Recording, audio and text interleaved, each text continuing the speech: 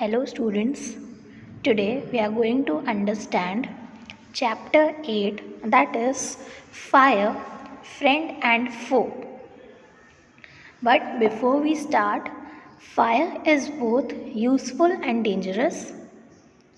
In this chapter, we'll find out answer to questions like what is fire, how did we discover it, and how do we control it.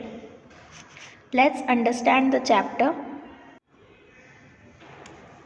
The early man was not aware of creating fire, but he certainly must have seen destructive power of fire.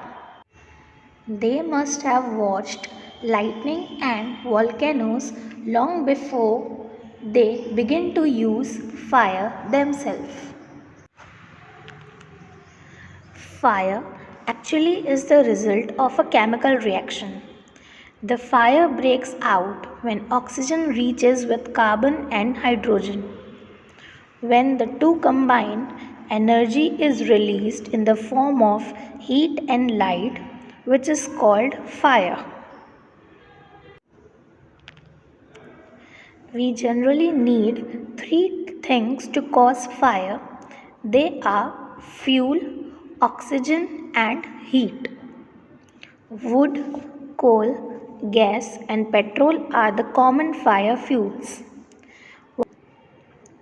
One of the most important component is oxygen, which comes from air. That's why when we blow on burning paper, it bursts into flame. Fuel and oxygen cannot make fire themselves but need heat from a lighted match to provide that heat.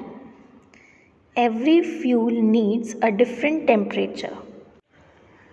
Every fuel has a particular temperature at which it begins to burn. This temperature is called the flash point or kindling temperature of the fuel. Fire is both a good servant and a bad master. Fire helps us to cook food, warm our house in winter, and to generate electricity. Fire is very useful if it is kept under control. As soon as it becomes out of control, it causes havoc. Each year, thousands of homes and shops are damaged by fire. Vast areas of forest are also destroyed and hundreds of people are killed or injured.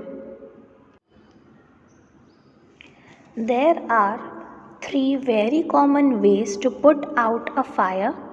First, remove the fuel.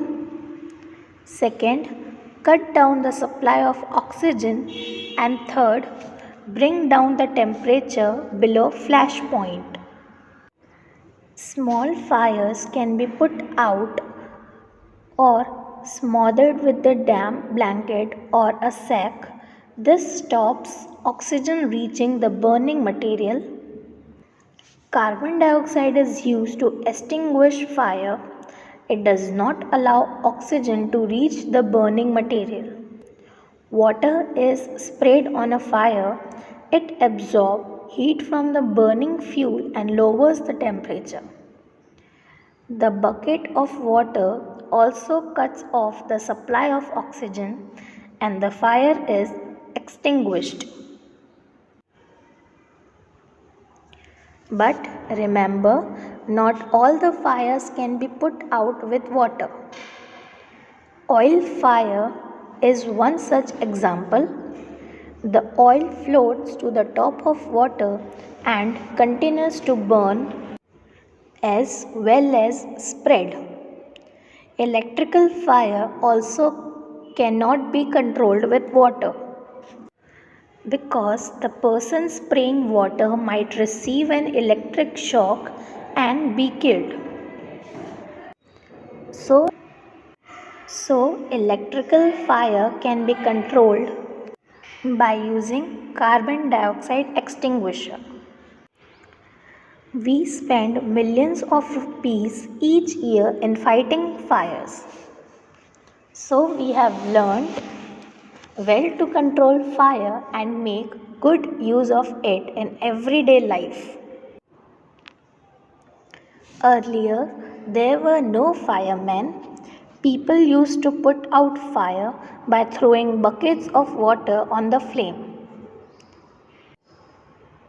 Now, there are laws about building construction. They ensure that space is left between buildings to reduce the fire risk. Every city has fire brigade in every district. Firefighters are trained to do many activities like cutting off power supply, pulling down dangerous walls, and spraying water to bring fire under control. They tender first aid to the injured also. In many parts of the world, people worship fire. It, it was a great help to the early men in keeping the people safe from animals. Conclusion of this chapter is fire is one of the most important inventions in the history of human beings. It has changed the entire course of human history. Fire is both a boon as well as a curse. It has made our life comfortable and more civilized, but we cannot touch it. Here, explanation of this chapter gets over.